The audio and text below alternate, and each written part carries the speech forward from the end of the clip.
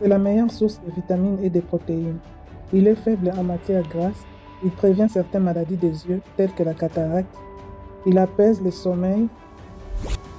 Il détend la tête et améliore la qualité de votre sommeil.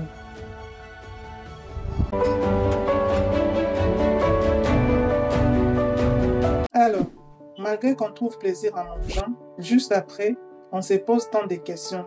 Ne vais-je pas grossir? Ne vais-je pas prendre du poids?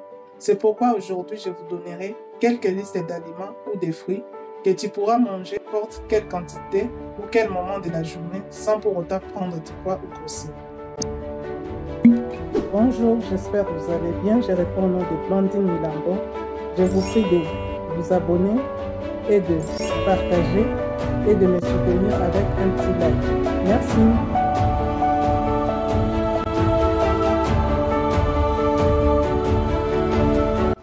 Alors, la patate douce contient très peu de calories.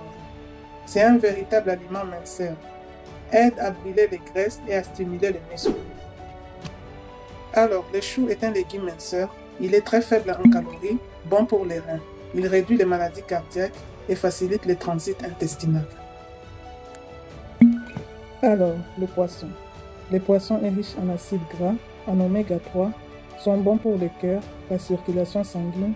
Ils luttent contre certaines maladies inflammatoires et les maladies cardiovasculaires. C'est la meilleure source de vitamines et de protéines. Il est faible en matière grasse. Il prévient certaines maladies des yeux, telles que la cataracte. Il apaise le sommeil. Il détend la tête et améliore la qualité de votre sommeil. Les aubergines. Les aubergines réduisent les niveaux de cholestérol dans le sang.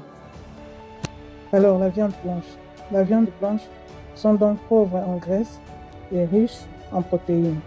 Ce type de viande est indispensable à une alimentation équilibrée, telle que les volailles, les veaux. Alors, c'est mieux d'équilibrer entre les poissons et la viande.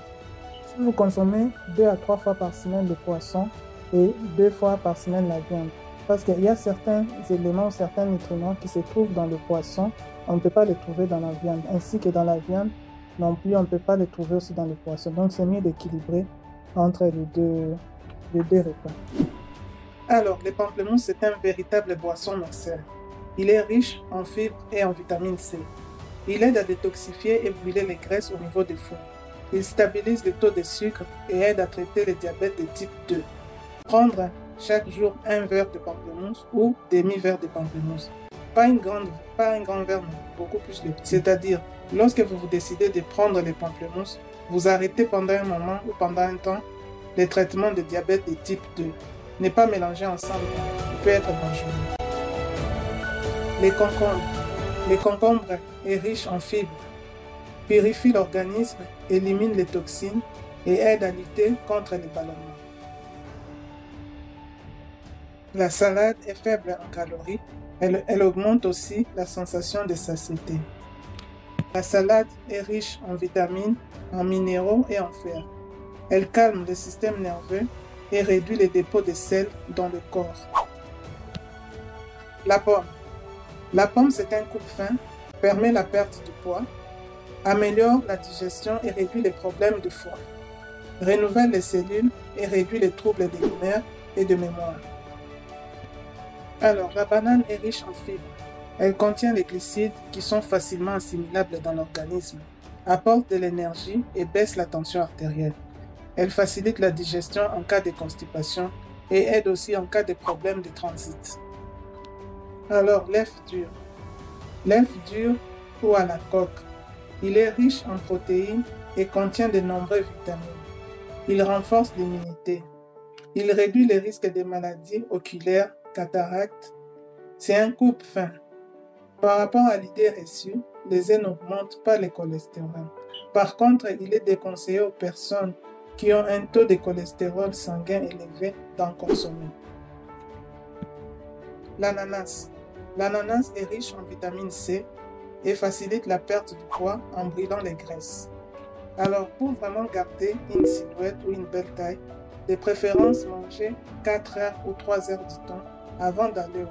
C'est-à-dire, si vous mangez à 19 h, vous pouvez vous coucher vers 23 h. Si vous mangez à 20 h, vers minuit. Donc de préférence, gardez au maximum 3 à 4 heures de temps pour faciliter la digestion, pour digérer tout ce que vous avez mangé. J'espère que ma vidéo vous a plu. Pour ce, je vous prie de vous abonner et de me soutenir avec un petit pouce et de partager aussi à vos frères qui auront besoin d'écouter cette vidéo. Merci.